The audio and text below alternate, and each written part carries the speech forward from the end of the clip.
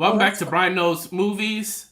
This is our show, See It, a show about movies and stuff. I'm so excited once again to be joining you at the new time of 5 o'clock Central, 6 p.m. Eastern Standard Time. This is going to allow me to get some really good guests to come in and just hang out with me and talk movies and talk all the things that we love. My first guest at this new time slot is a really great friend of mine, Miss Anita, one of the most talented artists that I also know. We're going to be talking about a little bit about her art in a little bit in just a second towards the end of the show.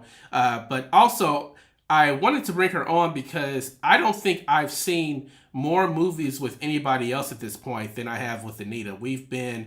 basically movie buddies since the mid 2000s. So Yeah. it kind of started with Marvel movies, but we watch horror movies, and which you guys know is my jam, and everything in between. So so excited to have Anita here. What's going on, Anita? Go ahead and introduce yourself. Hey, Brian. Thank you for having me. Like you mentioned, my name's Anita Easterwood. Another movie lover. I haven't seen nearly as many films as Brian, but I love them just the same. So I always enjoy catching all the films with them, unless it's something I'm too weak to see with too much gore. But other than that, I'm good. I'm in there. Anita likes the supernatural horror, but she doesn't like the blood splatter horror and the yeah, stuff like that, splatter horror So or like Evil body Dead, horror. and I'm not seeing that. I'm so Absolutely. excited about Evil Dead Rise. So I hope it's a great time, but count me in. it's been a pretty slow week for news, but a very important trailer dropped today, and that is the Miss Marvel's trailer. I thought we actually wasn't going to get this until closer to Guardians of the Galaxy Volume 3 when that came out here in about 3 weeks or so. But they dropped it today, so I thought it would be a good time to just take a look at it and give you guys our thoughts. So let's have a live trailer reaction.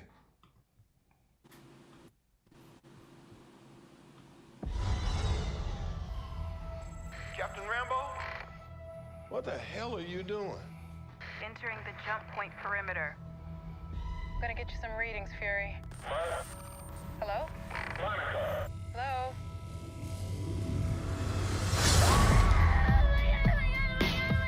Captain Rambo?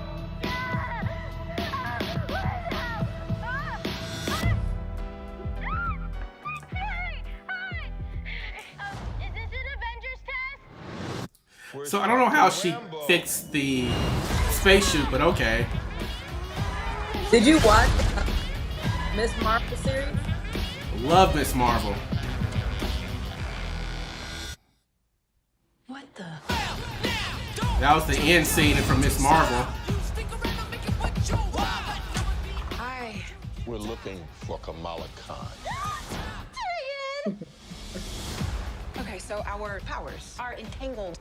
I can manipulate light energy. And you, I could totally show you.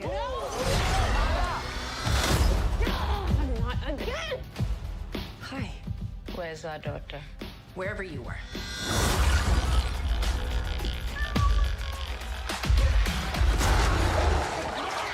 You know, I forgot about that cat from Captain Marvel. I don't see how you.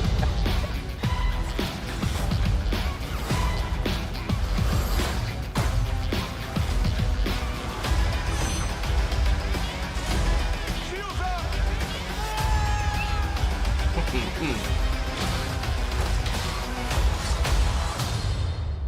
We're a team. Oh, no, we're not a team. We're not a team.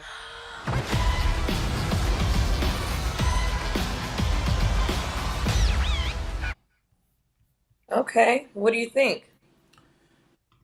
So my initial thoughts are, I actually am a big fan of all of these properties. Captain Marvel got a lot of bad press, probably more than it deserved, in my opinion. There were some slow parts in Yeah. that film, but I really like Brie Larson as an actor. She is an Academy Award winner for a reason, and I thought the film was fine. Not the best, but not the worst. I adored Miss Marvel's TV show with Kamala Khan, with the actress. I always forget her name, Iman Vellani. I thought that the show was so perfectly built for high school and middle school students, which is something Mhm. I wish that Marvel would do more. It used to do that Phase One quite quite directly with movies like Guardians and the first Thor and so on and so forth. But we kind of got away with that because stuff got so dark in Phase 4 with Right. Infinity War and all those types of things. But comics are for they're not just for kids, but that's a big part of the reason why comics were established. And the Miss Marvel character in the comics is just the same way, so I love that. And then Monica Rambeau, I guess they're going to actually explain her powers in this film. I liked the trailer; it was lighthearted. Um, yeah. What did you see Miss Marvel? I only saw like the first couple of episodes. And then, but my son, who's 9, he saw it all. He enjoyed it. So I think it's exactly like what you said. It really is. I think anyone will enjoy it, but it's specifically geared towards the younger audience versus the other shows like WandaVision and all. Jeremiah didn't really lean towards that as much, but he watched Miss Marvel through and through. Same with She-Hulk. So I have no idea what's going on in this trailer. I don't know what happened at the end of the show. Okay, well, yeah, definitely watch Miss Marvel. I doubt that you're going to need to know Miss Marvel before going into the film because that's just not the way films are made. They'll probably make some reference to it and explain it, give you some exposition in the movie, but it probably will be a little bit more rich for anybody who hasn't seen Miss Marvel to check it out. At least a couple of episodes. It's not the most important show, I think, in terms of the mix of the overall multiversal saga. Maybe it'll become more important from the Marvels moving forward, but it's really not that big a deal. But it's really fun. You get to see like the teen angst and her trying to become a Yeah. superhero, but being a teenager. It reminds me a lot of like a Saved by the Bell / Family Matters, where the high school kids were always messing up. And that's what you kind of get to. It's a Saved by the Bell, only its main character is like Zach having superpowers, and so Right. she has crushes and she wants to be normal, and then she wants to make sure she's a good friend and all of these different things. And I just think that it works very well. Now, Miss Marvel was panned by audiences. If I hate to get political here, but all of the world is political. I think that a lot of the panning that it received was because it's very much focused on telling the story through a religious lens, like it's trying to celebrate Islam in a way in the film. That's where it's very forthcoming, and even more than that, the history of India and Pakistan and being Pakistani and the stuff that the history behind that. So it's very much rooted in a real world scenario that actually teaches you a lot about that stuff as well. But I think people didn't like that because it wasn't your typical white bread type of story. Also, the Right. same reason I think that Captain Marvel got panned was, I mean, it's not, like I said, I even admit it's not the greatest movie, but as bad as people Yeah. were talking about it, It was a it was solid movie. it was just because it was a female-led superhero movie. I mean, that's Yeah. really, you had the incel bros really kind of review bombing it. But yeah, we have a comment in the section from Skills from New Orleans that says, "Salute. Thanks for joining, Skills from New Orleans." So now we get three Marvel movies a year. Normally, there's a very serious film within those three. Like, for example, last year we got Black Panther: Wakanda Forever, a very serious film compared to Multiverse of Madness and Thor: Love and Thunder. The year before that, we got, even though it was still light, Spider-Man: No Way Home was pretty serious, but I guess Eternals was Yeah. probably the serious movie from that year. So you usually get this really serious film. I feel like Ant-Man the Wasp: Quantumania was sort of that, but not. This is obviously not taken a serious tone. Maybe the next trailer will uproot that. I don't know, but it makes me think that this Guardians of the Galaxy Volume 3 is going to be very different from the other Guardians films in terms of the stakes, in terms of the tone with it. We kind of get some of that with the trailers already. That this is the end of the era, and they're getting ready to send off, in my opinion, the best property that they've had in the film world anyway. So that's interesting. Yeah. It makes me. Guardians of the Galaxy, the first and second super strong, and you really don't see that in the Marvel. Like, I think as far as series, Captain America's still my favorite, but the first one was so boring to me. It was 2 and 3 that really knocked it out of the water. But to see Guardian of the Galaxy have 2 start out like super strong. It's just like, wow, how are they gonna top? How are they gonna top this? Too super strong, and also I think that everywhere you see the Guardians, you love the Guardians. I think that they were great in Infinity War, all the way up to Star Lord making that stupid decision when they were on that planet. That wasn't very likable. But outside of that, they're very Yeah, likable there. They're very likable in Endgame. Rocket Raccoon with that group trying to basically time travel to save the world. You know, that yeah, was great. I think that they were great in all of the What If cartoons. Anytime that they show up, even their holiday special is great. Like there's no real weak points in that team, which is a shame that it's starting to end. I'm assuming we might still see some of those characters moving forward. We know that Star Lord's going to be gone in terms of Chris Pratt. He's gone. We know that Oh, is obviously he? He's James. done? Yeah, he's not making any more Marvel films. Dave Bautista already says that he's done it. He's kind of bad mouth, not the Guardians franchise, but Mm. Disney and Marvel in general. Um, the girl, the woman that's Gamora. Why can't I think of her name? Zoe, Zeldina, Zoe. Zoe Saldana. You know, she's gone, and she Zoldana. says she wants to do more things and spread her wings. So we know those three are going completely. If I was Bradley Cooper, I would be getting that Rocket Raccoon check for the rest of my life and to Right. show up whenever they want me to because he just does voice work. Not saying voice work is not hard, but the time Hmm. commitment on him is much significantly less. And then also, why am I blanking on people's names right now? The guy that voices Groot, who's Vin in Diesel. Fast. Vin Diesel, all he says is, I am Groot. Keep Yeah. getting those checks, man. Keep getting those checks. People love the character. I'm hoping we continue to see those two. I think that we'll see other members of the Guardians as well. But in terms of the team, it's definitely a done deal. So I think that that's going to be kind of a more somber Hey, movie of I'll Marvel. switch over to my phone because my iPad is giving me some problems. So I'm Okay. gonna hop in and hop right back out. Hop out and then hop right back in. Okay, that's cool.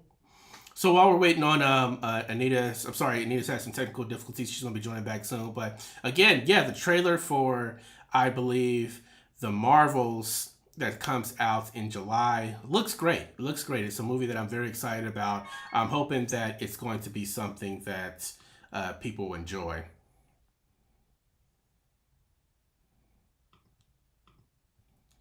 And you're back. Okay. Can Can you you hear see us? me? Okay. Can you hear me? Yeah, your sound is quality is actually better too on your phone, so that's good. Oh, okay, perfect.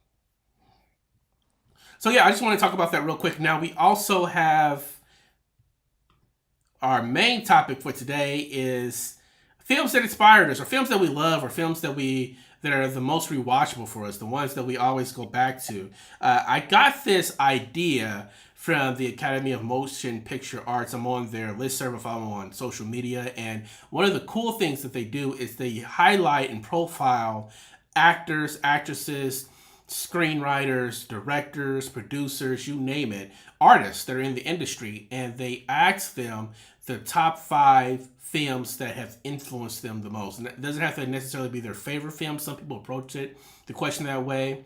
But films that really got them interested in being in the business. And I said, hey, that's a really fun way to kind of have a conversation about movies. So that's what we're going to do today. You guys have never heard my top five films that inspired why I love film and why I continue to come back to film.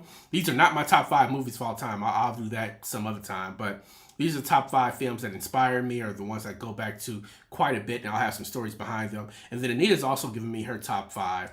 I'm going to go ahead and just jump into the conversation and give our guests the first dibs at it. So, Anita, what's the first film that inspired you or is the most rewatchable for you? When you asked the question, the first movie that came to mind was Rush Hour. Now, Rush Hour Okay. 1 and are top movies, but I'm talking about Rush Hour 1. I think that there are just so many. First of all, I love Jackie Chan. I watched Jackie Chan Adventures growing up. I just thought he was the coolest and most pure actor out there. And so he was so cool to me.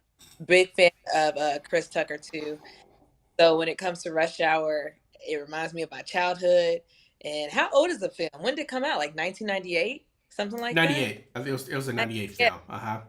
and it's still just as funny today as it was then. You know, it always came on TV. You watch it with your family, you watch it with your friends.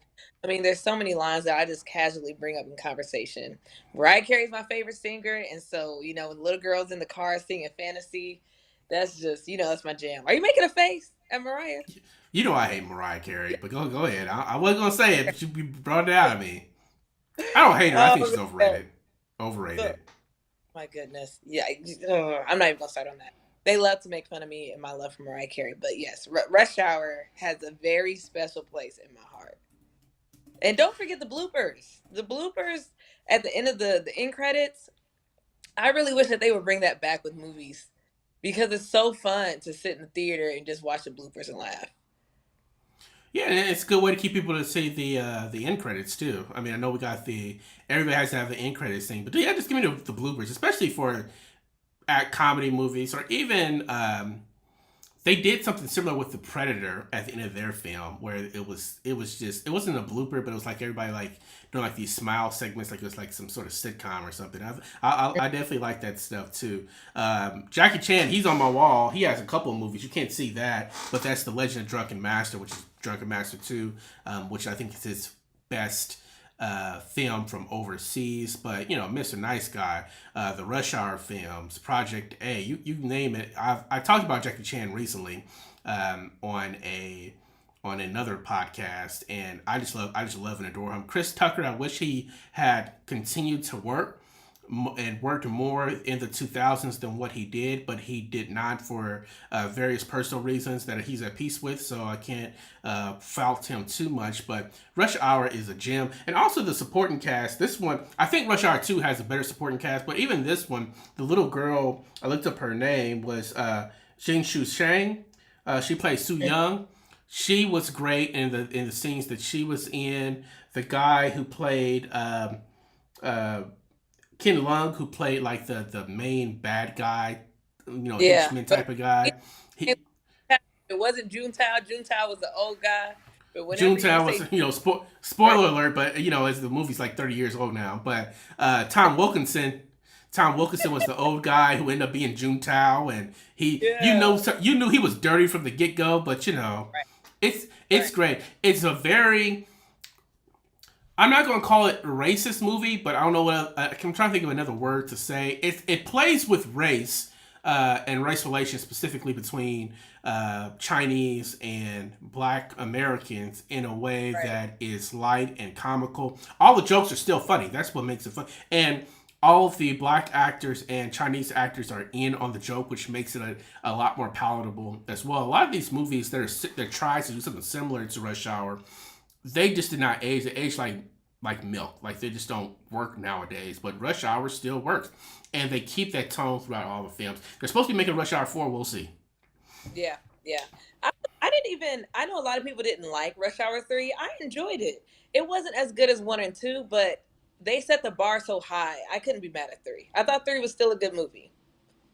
Yeah, three was very lacking to me, but mostly because the story wasn't really there. It was just kind of more of a gag fest and a lot of like waiting around. It was a lot of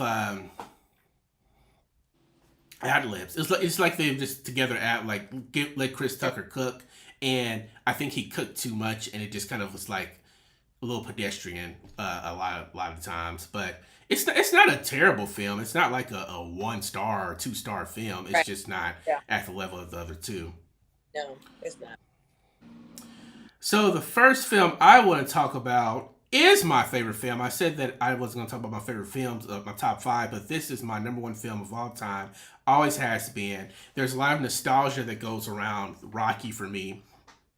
I saw Rocky very young, and it's a film and a franchise that you can go back to for a lot of life lessons. The thing I love about Rocky is the underdog story, and I think you're going to see a couple of underdogs on my list as well, because I think that I relate to that. I'm a short guy, wasn't always the most athletic, even though I was scrappy, a little bit overlooked, but I always had at least I think I have a will about me to try to overcome a bunch of things, and And Rocky, down on his luck, not very smart. He can box, but he's like gentle and kind, and just wants an opportunity to prove that he's a human and he's worthful. And I just love this film for that. I love the relationships between Rocky and Adrian. I love his tense relationship that he has with Mick, played by Meredith Burgess. Everything about this movie works. It's a near perfect film for me. And no other people like Rocky 2, Rocky 4, Rocky 3 better, but to me, the original one still stands the test of time.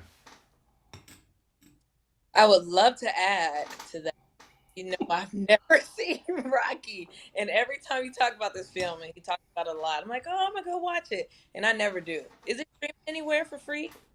It's on HBO Max. They have the Oh, whole franchise of Rocky 1 through Rocky Balboa. Then I think all the Creed films are on HBO Max as well. yeah. Okay. So I'm gonna check it out. Yeah.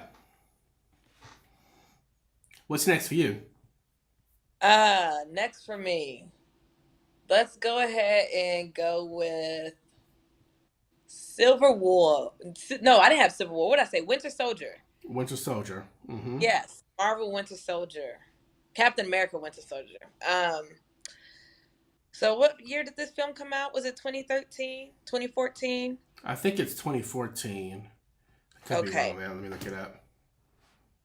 So my background with comic books, as far as superhero comic books, I didn't read them often. I don't think I ever read one fully through, but I really enjoyed drawing comics. So the Spider-Mans and things like that. That's where my love first started with the comics.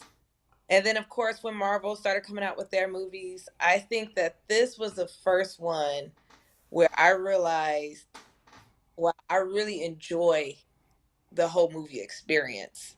Um, I enjoy when I'm watching a movie and I'm like, oh, I don't know what's going to happen next. Like, I don't know where this movie is going. Like, I'm so into the storyline.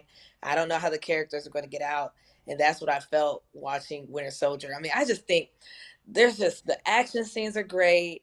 And then can we say spoilers on this? Or are we supposed to not say Yeah, I spoilers? mean, every movie that we're talking about is at least a decade old. So Okay. if you haven't seen it, I think sorry. That, yeah, sorry, that's on you. But when Captain America throws his shield and then Winter Soldier catches it, it was just like such an iconic moment. Everybody in the theater was like, and then the scene with Winter Soldier and Nick Fury, and it was just so much tension there. And the smoke clears, you got this figure just walking out of the smoke.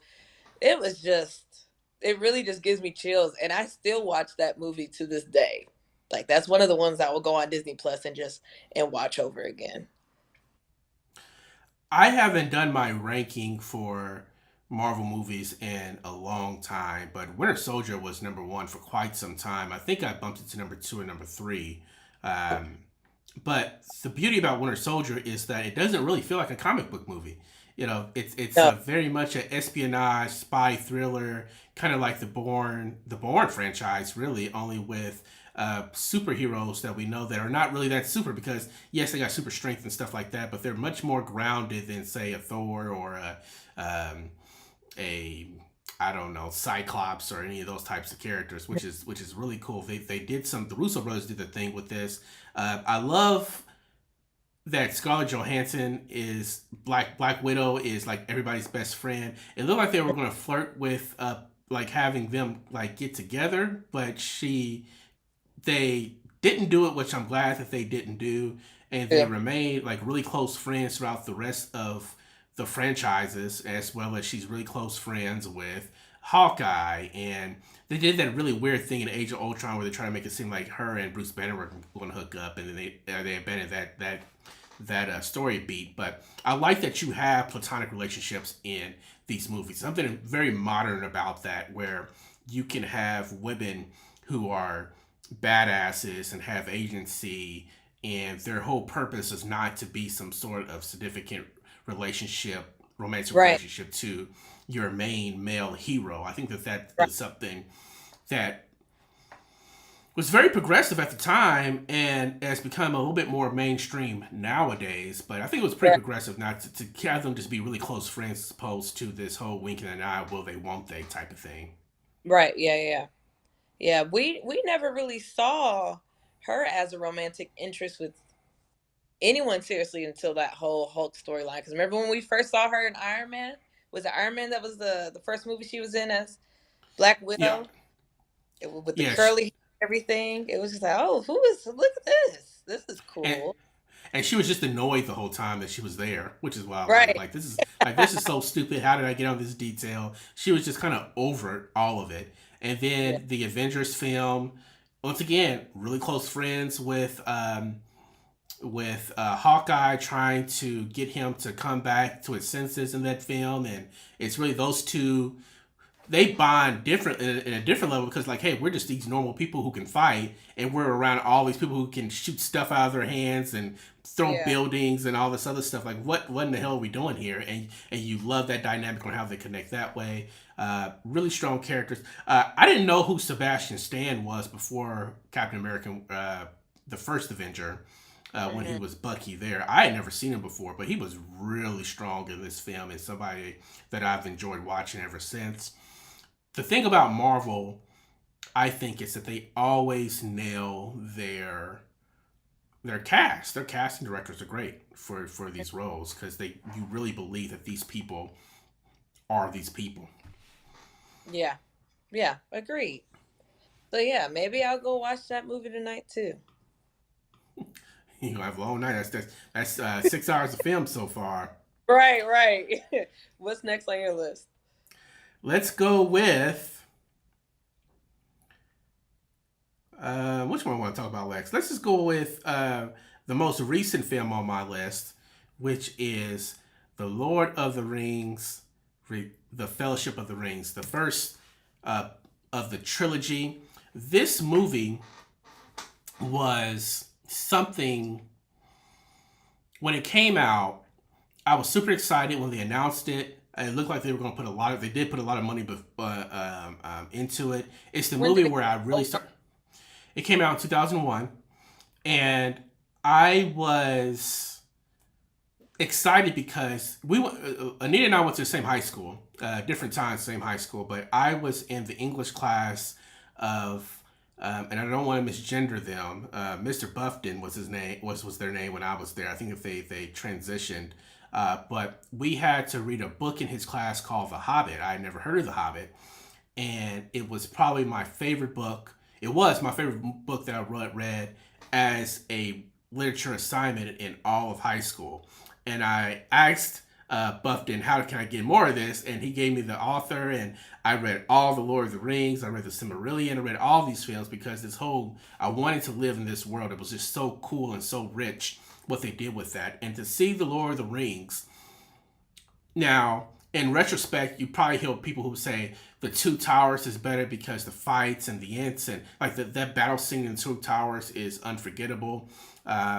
You would hear people who would talk about the Return of the King, which actually won Best Picture. But to see the Lord of the Rings and to see them go through the mines of Moria and just to not fight, they're fighting for their lives. It's not a battle. It's them trying to escape with their lives. To even seeing the Shire and Bag End and um, getting to Rivendell and like you when you remember how specific and eloquent and beautiful the language was that was used to describe these places and to see them recreate them just Mhm. as you would imagine was something that I didn't think could be done.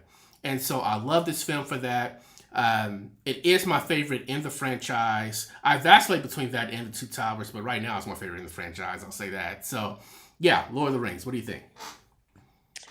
Lord of the Rings trilogy is probably one of my favorite movie trilogies of all time. I watched this not in theaters when it came out, but Blockbuster. Yeah, I remember Blockbuster. I went to Blockbuster and I was like, let me see what this is about. And this is the longest movie I've ever watched. Where at that age, and I was really young, I didn't mind how long the movie was, and I watched that movie every day until I had to return it. And I've never read the book. We went to the same high school, but I didn't have that. I didn't have Mr. Buffton.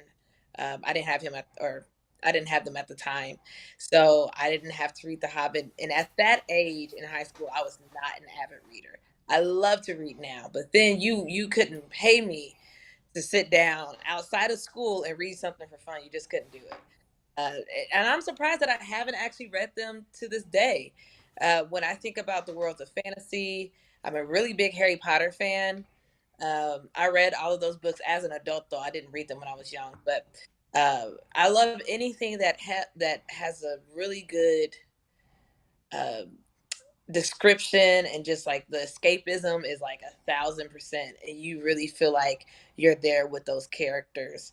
And there's something about the Lord of the Rings that is so homey when they show like their living situation and everything.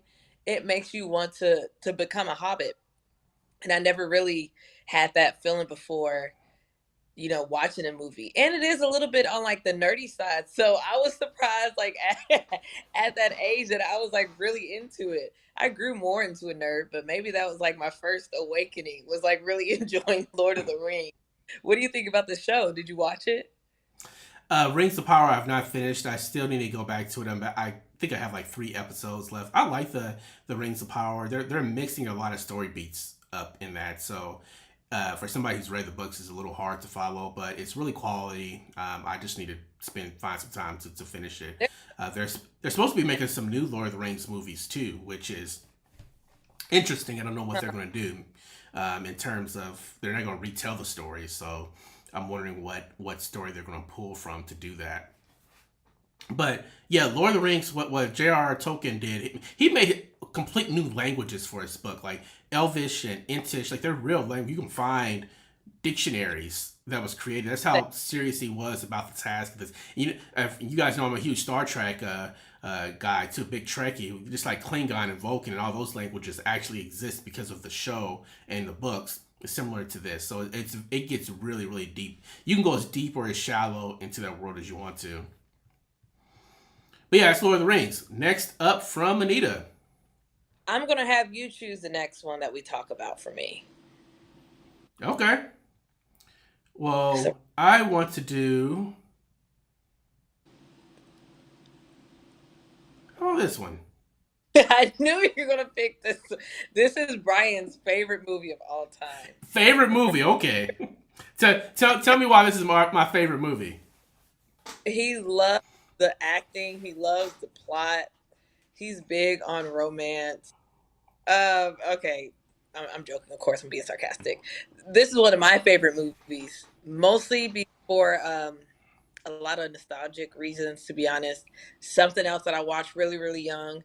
But this was one of the first romance films that stuck with me. You may not know this, Brian, but I am a true romantic at the very, very core of me, but it's at the core. And so I feel like with this Very movie, strange. with this movie, it was just it. This is my fairy tale movie, minus her dying at the end. But I guess the romance was just like the fairy tale cool part to me. That's really all I I have to say about it. Yeah, I saw this film and I immediately thought it was cheesy because it was so on the nose in terms of like, okay, you got this guy that's rough around the edges, and he's gonna like this woman's gonna fix him. Which for all the ladies out there, especially young ones, that's just not a thing. You're not gonna fix anybody. So, Yeah, but either way, it was just so cheesy. And then the girl, spoiler alert, gets cancer. And I'm like, okay, this is stupid. And I literally laughed when I was watching it with my friends when that happened. I'm like, this is where we're going with this film. That's how we're going to end it.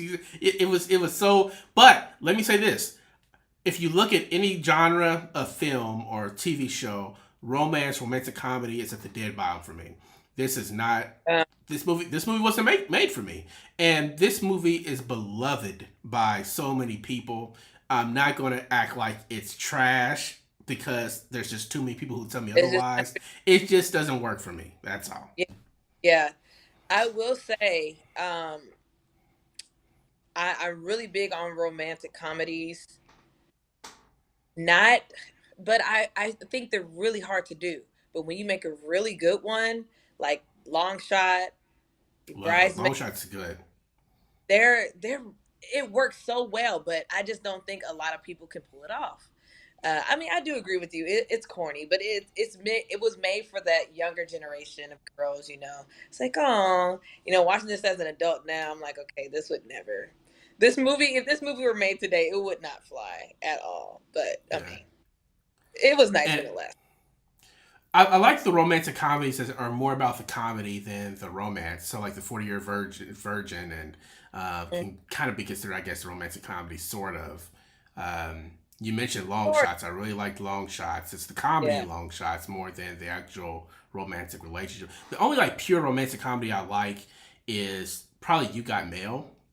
It's probably my favorite one of that type of genre. But stuff like The Wedding Planner and My Big Fat Greek Wedding and oh, that was a great one. My Big Fat Greek Wedding.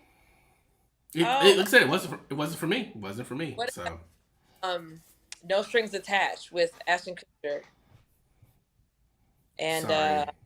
the girl who played on Thor, Jane on Thor. I'm Oh man, or Natalie Portman. yeah, What movie? What movie is that? No Strings Attached. I don't think I've seen it. Oh, you should watch it and let me know what you think. It was pretty No fun. strings attached.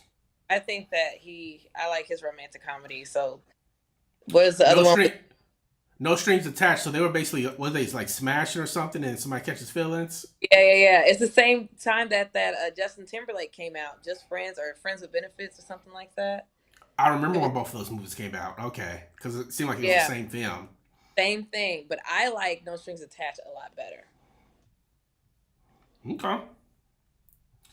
Well, next for me will be a movie that a lot of people also don't think is good, and I don't know if you've seen this before. Okay. Last Action Hero. This is a mid '90s action movie that I saw it when it came out. I think I was like 8 or 9, and it was definitely made for 8 or 9 year olds. It's one arguably the greatest action superstar of our time, Arnold Schwarzenegger. He was getting a little bit older, but he was still fit and buff and still charismatic and able to hit the one-liners. And then a child actor that was in a bunch of stuff, and then he kind of faded away. His name was, I had to Austin look O'Brien. it up, Austin O'Brien. And Oh, yeah. basically, it's about a little kid who, not a little kid, he's probably like a teenager or 13, 12, 11 in the film. He loves movies. He works at a movie shop. He's kind of dorky, and he wants to be a part of these worlds that he sees in the theater. And he ends up getting this magic golden ticket from the person that he works for at the theater. And when the ticket is ripped, it's able to kind of like make the screen come alive, and he's able to jump into the actual movie. So he jumps into this Jack Slater film. Jack Slater is who Arnold Schwarzenegger is playing, and Jack Slater is like a Beverly Hills Cop type of character that's like, no nonsense cop, a bunch of one-liners, always gets the bad guy, that type of guy. And he has the overbearing chief commander, chief officer, and all this other stuff. And basically they're just making fun. Not making fun, they're paying homage and kind of tongue in cheek to the film industry. Throughout the whole film, they jump from movie to movie, and these different characters come in and out. Moriarty, like there's just like this Moriarty character from like Sherlock that ends up being the big bad in this film, and basically it's Jack Slater trying to wrestle with the idea of him not being a real person, like actually being a movie, but also trying to get the kid home, and it's just a lot going on in the film. I'm not gonna lie, but it's so entertaining. I still think it's entertaining today. I've watched it recently, maybe about 2 years ago, and I see why it was panned by critics. It didn't do well with critics at all, and even the fan score on Rotten Tomatoes is pretty low. I think it's like mid 40s. And the main reason is because the movie is entirely too long. I didn't remember it being this long when I saw it last time I was in college or whatever, but it's over 2 hours long. It's a movie that should be an hour and 30 minutes. And so there's a Mm-hmm. whole bunch of mess in here that shouldn't be in there. And so if they had a better editor, or if we were able to get a director's cut where they could re-edit this film and take some stuff out, I think it would really increase the value of this film. John Tiernan, who directed this film, is one of the greatest action directors of all time. He did Die Hard and a bunch of other films too. So if we could get a Never director's heard. cut, John Tiernan, McTiernan, I said I never heard of the movie. yeah, it's a fun one. It's a fun one. I don't know if it's streaming anywhere, but it's not my favorite Arnold Schwarzenegger movie. There's way better out there. There are better ones that I would recommend. But again, this is the film that inspired like my love for movies as a kid. It's one of the ones I remember. I don't know. It kind of gives me the vibe of Three Ninja Kickback. Did you watch that as a kid? I watched the first Three Ninjas. Was there another one? Is Three Ninja Kickback the Kickback second one? that I've seen. I don't know the other ones. I guess there was one and two, huh? So you can find that movie that Brian was just talking about streaming on Tubi and on Amazon Prime, and you can buy it on Tubi. Apple. It's a Tubi movie now. It's free. It's free on Tubi and Amazon Prime, and then $4 on Apple TV. And you can buy it on Redbox too. Is Redbox a streaming subscription now? I don't know how Redbox works. Last thing I knew about Redbox is that the only place you can see them is like in McDonald's, and I don't even think that's a thing anymore. So I don't know what's going on with Redbox. Redbox is in college, boy. We used to movie night all the time and rush back to the box before 10 p.m. the next day. Okay. All right. So my next movie, I'm gonna go with Friday. And this one's funny because uh, my friends joke a lot with me about not having my black card because there's a lot of black classic movies that I have not seen, but they cannot say that about Friday. This movie, oh man, another movie that really just stands the test of time. So, well, I mean, I don't even know the plot. What, Chris Tucker and Ice Cube had to give money to a drug dealer before Friday? Is that what it is, or was it a Friday and he had It was got fired? it was on Friday. They got Craig, who's played by Ice Cube, was fired on his day off, and they were and Chris Tucker was Smokey.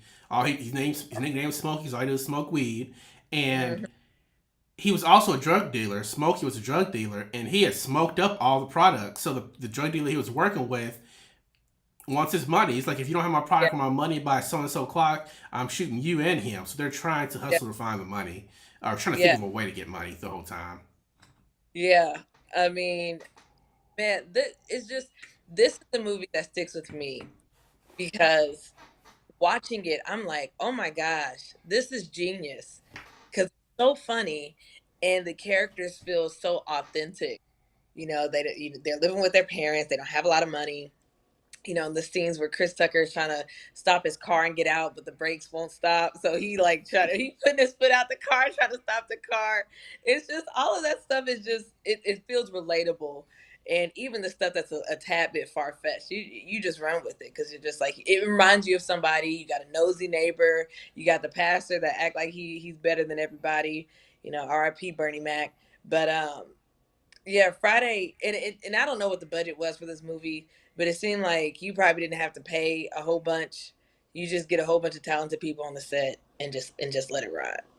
Very, very cheaply made. I think I think that John Witherspoon, who plays Pops in here, I think he talked about how he only made like $25,000 or something off of this film. Like it's a small independent film, like, and it ended Yeah, up becoming this huge franchise. And it introduced us to so many. It's like a time capsule because it introduced us to John Witherspoon. For people who didn't know who John Witherspoon was, if you wasn't watching stand up and getting your hands on CDs, you didn't know who John Witherspoon was before this film. This is before the Wayans brothers. It introduced us to Bernie Mac. If you wasn't watching Def Comedy Jam, same thing with Chris Tucker. If you hadn't watched Def Comedy Jam, you didn't know who any of these people were, right. and they instantaneously became your favorite people, even though they were only in Yeah. one film. When it got, sometimes you see a movie and you're like, oh my gosh, there's too many big names. It's not gonna work. And then that's exactly what happens. The film kind of falls apart because it's too many. It just doesn't work.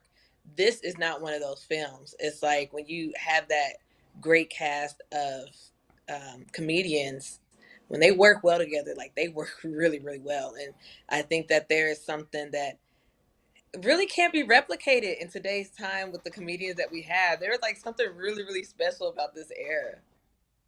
Absolutely. And I think it's because also that everybody wasn't trying to cook. You know, everybody was able to play supporting roles without trying to say, okay, I need to get like this is the movie that's going to set me off, so I didn't really really stand out here. You know, Right. and they were much more comfortable in the space that they were in. So, absolutely, absolutely, yeah. Friday's a certified classic, certified hood classic as well.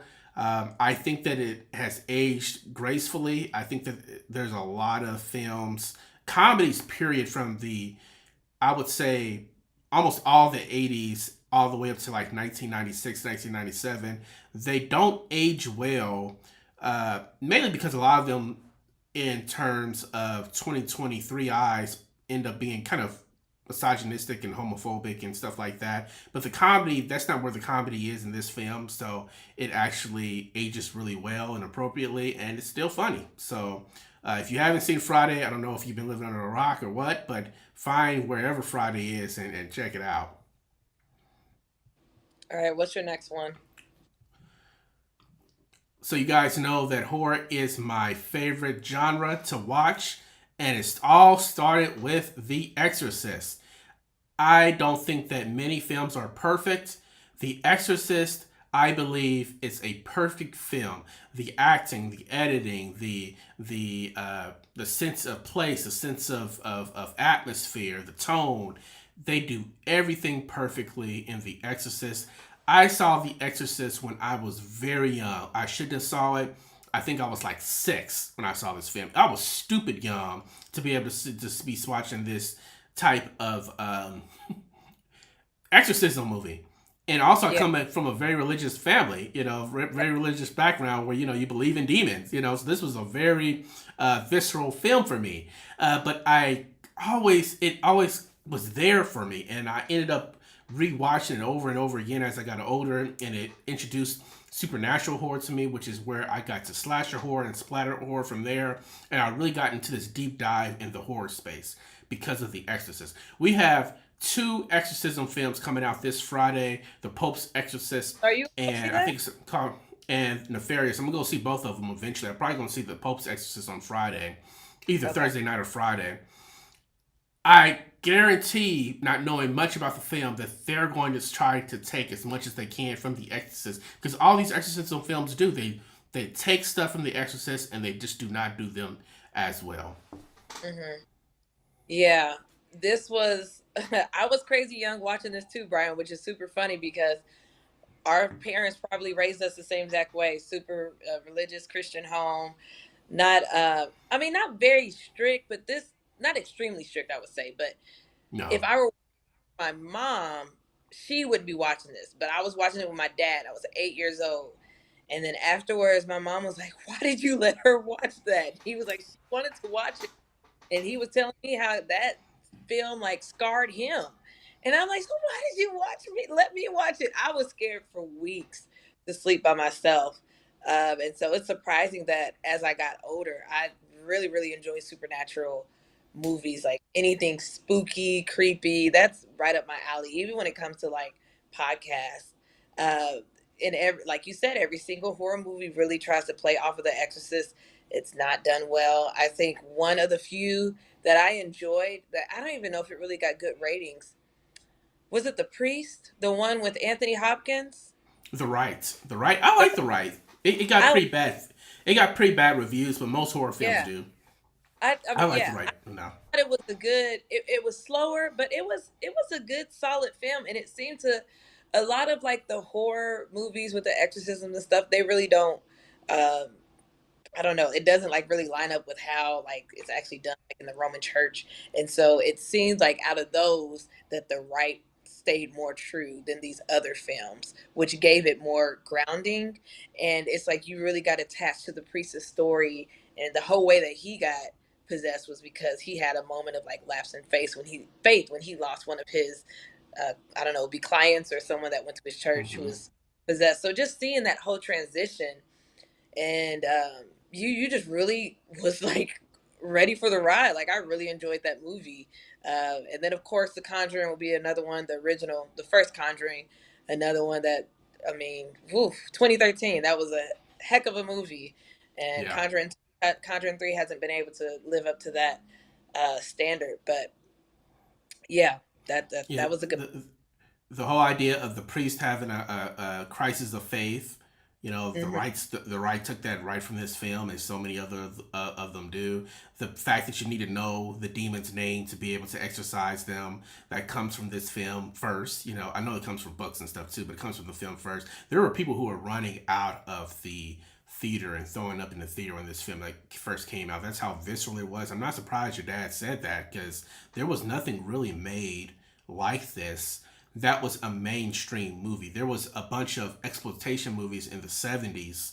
Uh, I think about like George Romero and stuff like that, but nobody went and saw those films. Those films made $200,000 or something like that. The Exorcist was a Yeah, phenomenon. It won yeah, Best Picture. So I think it's one of the only horror movies. If you count Silence of the Lambs as a horror, then that counted too. I think it's more of a thriller than a horror. But The Exorcist is it's the shit. I don't know what else to say. Please, if you have not seen The Exorcist, the director's cut, anything you want to do, there is the David Gordon Green, who made the 3 Halloween films that just came out. Halloween Kills, Halloween Ends, all those films. He's going to do a trilogy on The Exorcist that takes place immediately after the first one. I don't know how I feel about that. There's some things mm, that I liked about the Halloween films that he did, and there's a lot of stuff that I didn't like about him. So I don't know how I feel about this new trilogy of Exorcist films that are supposed to come out. I think the first one comes out actually this winter, if not this winter, the next spring. So we'll see how it goes. Final movie for Miss Easterwood.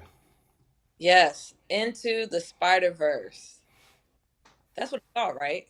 That's Spider that Man title. Into the Spider Verse. Yeah. There's so many titles for Spider Man. Okay, Spider Man, one of my favorite superhero movies. Like I enjoyed the original one with what's that guy's name? I'm blanking on Tobey his name. Maguire. Tobey Tobey Maguire. Maguire.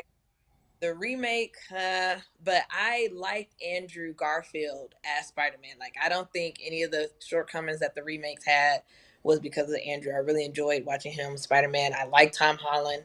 I just think overall Spider-Man, the character, and anyone who plays them is very likable. Like it's hard not to like Spider-Man. So that's always refreshing. Now, when this movie came out, this is one movie, even out of all the movies that we've listed today, besides the one I haven't seen on your list, this is the one movie I can say has absolutely no flaws to me. Like it is perfection from beginning to the end. You got Miles Morales, who is a young Afro, or is he black in Afro Latino? Latino. Afro Afro Latino. Mm-hmm. high schooler going to this prep school, doesn't really feel like he fits in. He loves to do graffiti.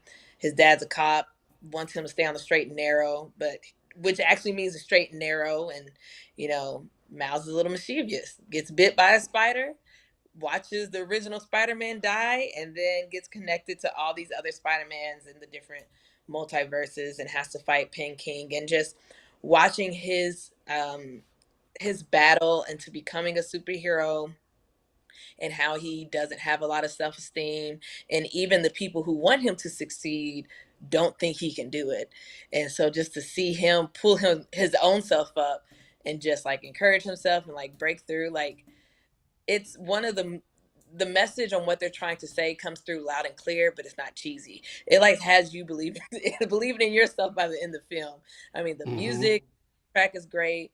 The colors are great. I'm into the whole art thing, and I like how vibrant the colors are, and it's just, man, I watch that this movie more than my 9-year-old. Like every time it comes on, I'm like, let's watch Into the Spider Verse, and he's sick of it. But I'm just like, it's so good.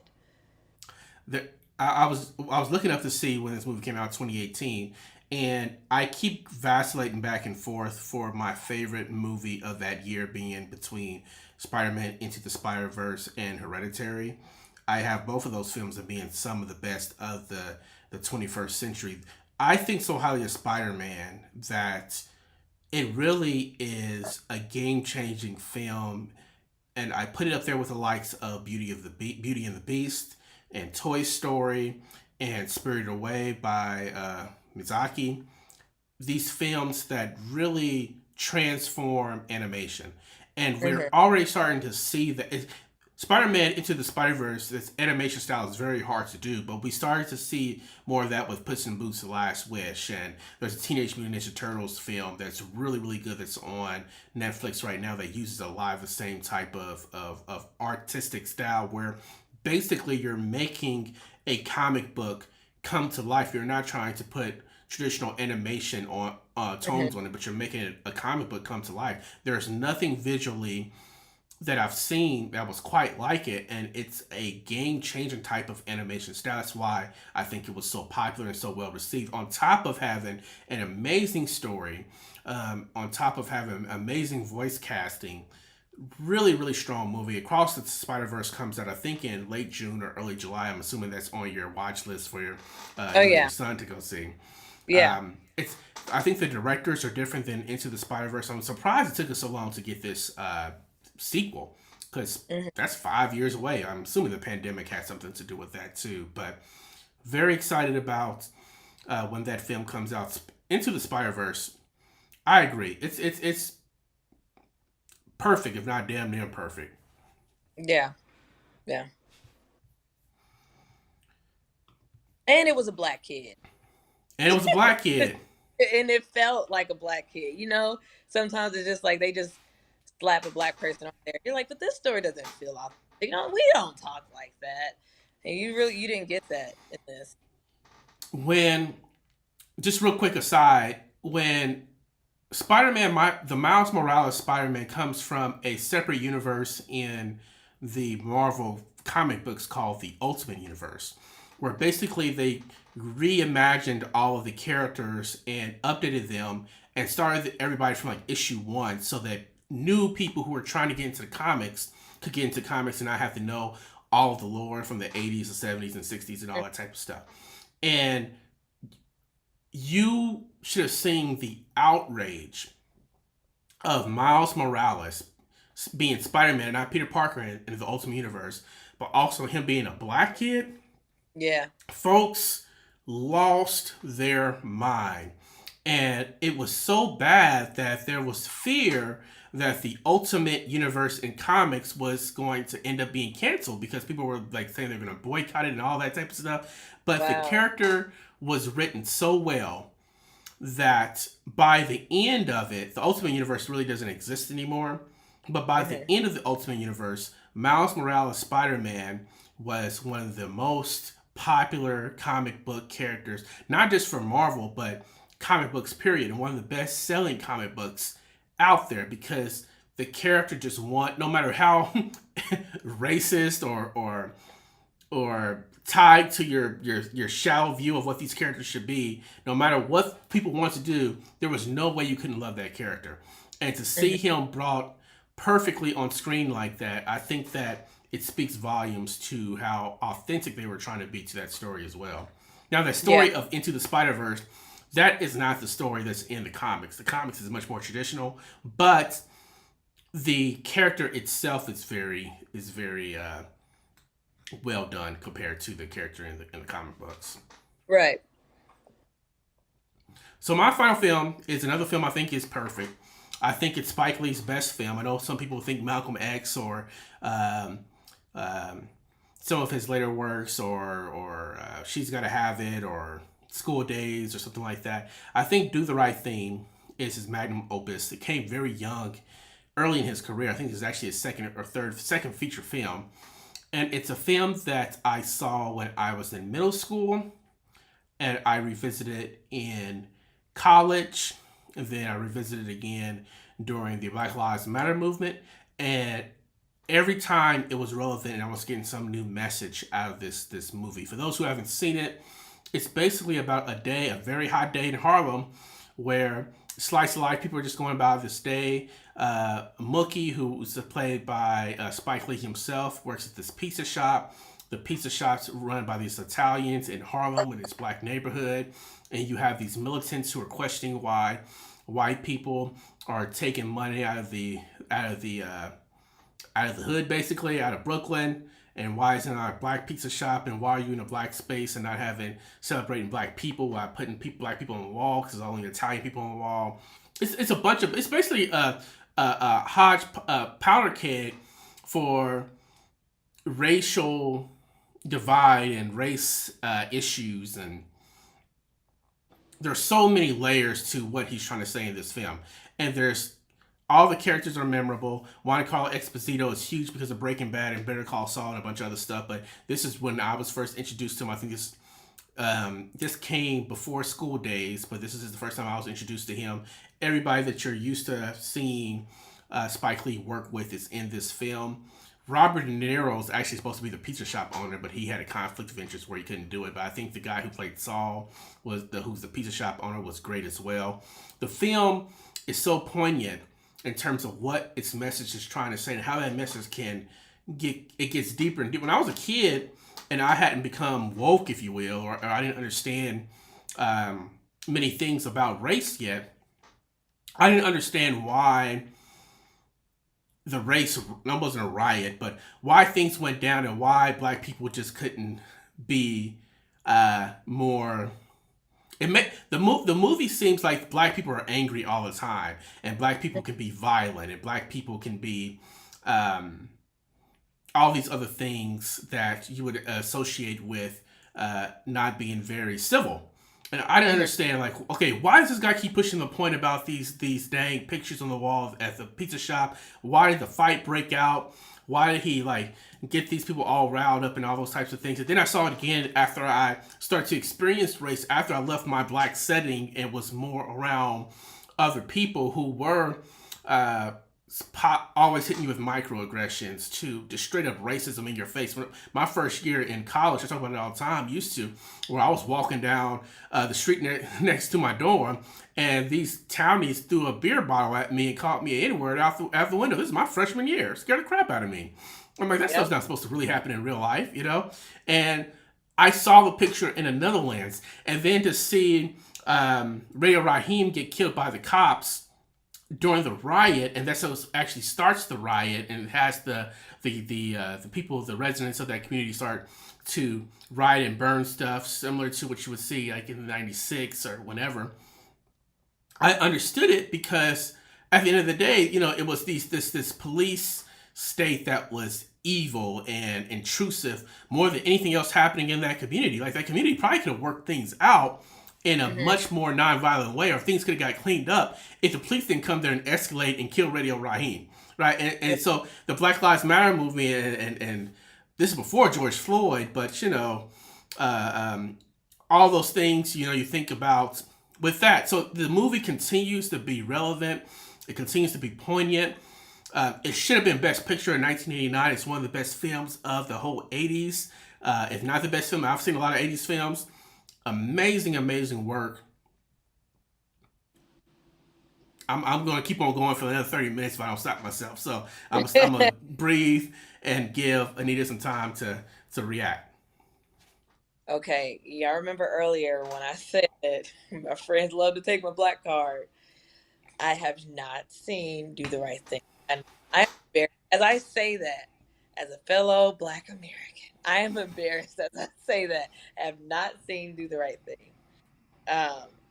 But I can speak to how, like, it relates to, or even like the symbolism and everything that it talks about in the film is still played out today, whether people are dressing up as Spike Lee in that movie for Halloween, or you got all those shirts with the play on Do the Right Thing. It's a staple. Wish I could say more. So that's film number 3 that Anita needs to watch all the way. I'll watch this film quite often, so maybe I just need to have you over the house with us to watch it. But amazing film. I think that, yeah, I said that this was my top 5, and it's not my top 5 films of all time. But Rocky, The Exorcist, and Do the Right Thing are in my top 5. I just didn't give you my other 2. I didn't realize that till just now. That I did give you 3 of my top 5 subconsciously in terms of films that inspired me. Last Action Hero is definitely not in my top 5.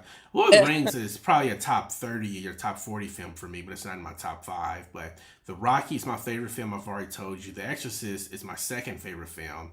and Do the Right Thing is my fifth favorite film. So, maybe that's another topic we can do another day where we actually do our top five when Anita Yeah. comes on. I know you guys have been questioning what in the world am I drinking my water out of? Why does it look so tasty? This is this amazing cup that was designed by the artist Anita Easterwood. You can get things like this and similar items on her website. If you visit her Instagram, Anita-Easterwood, you can see some of the most amazing drawings and things and it's pretty affordable stuff too. If I was to pick up my computer and take you around my house, her art's all over my house, because not just because she's my friend, but because she's good. I wouldn't put her stuff up if it was ugly. I'd put it like in a closet or something. Like, I'll probably still buy it because she's my friend, but it'd be like somewhere like in the attic. But no, this is like all in prominent spaces because it beautifies my house and gives my house a different meaning. So if you're looking for some really good art from a really great artist, check out Anita Easterwood Instagram, and she has her link tree on her Instagram. She probably has more things to pitch, so I'm gonna push it over to her. Oh shoot. Well, thank you for those compliments. Yeah, I mean, he's telling the truth. He commissioned me to draw a picture of his daughter. So I have to believe that he thinks that I'm good if I made little baby Harlow.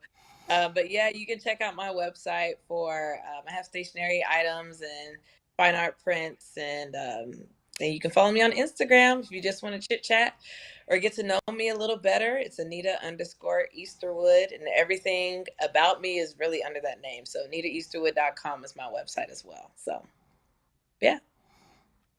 Perfect. Well, this is a great conversation. This is a fun conversation. I need to get more of my friends on here because movies is one of the ways that we bond. Maybe I can convince Michael to jump on. He's the one that always clown on this film on this live stream because he has some takes that I think is bad, but I have takes that he thinks is bad. So maybe we can get him on here to debate. I already have another friend who's already committed to coming eventually, so we're going to have her on as well. And just I think that this is supposed to be a space for movie lovers to talk about movies. I know movies, right, but you guys do too. So please continue to come to the live stream. If you find my live stream on your For You page, please like and subscribe to the channel Brian Knows Movies. I do movie reviews. I give out movie news and trailer reactions. Thank you so much for joining us. And I will see you at the theaters next week. All right. Sounds good. Thanks for having me. Bye, everybody.